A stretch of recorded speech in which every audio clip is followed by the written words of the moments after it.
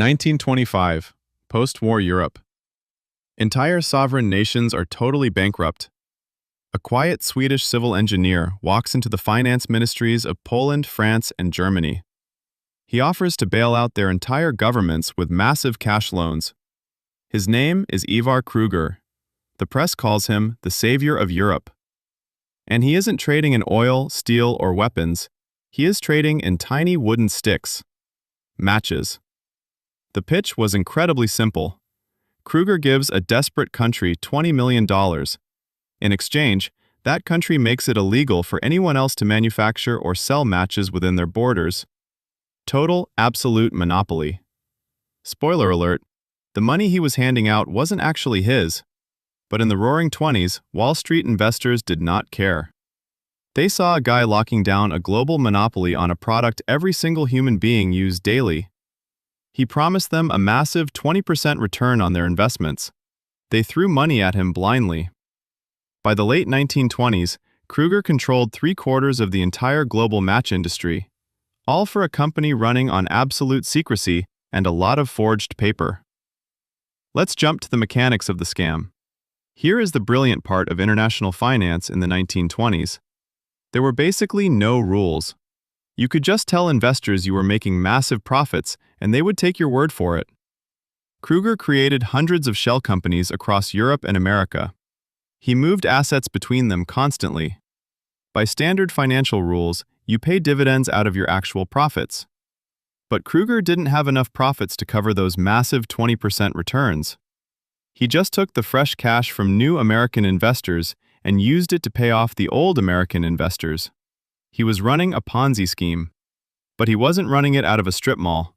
He was running it on a sovereign international level. And when the fresh cash wasn't enough to balance the books, he needed a more direct solution. Enter the printing press. You might assume a global empire that effectively banked sovereign governments had rigorous accounting standards. A massive team of independent auditors. He kept his assets in a literal desk drawer. Kreuger did not allow anyone to audit his central books. If bankers asked for proof of his massive wealth, he just smiled and assured them it was safely locked away. What was actually locked away was a massive stack of Italian government bonds. Over $140 million worth of them. He forged them himself.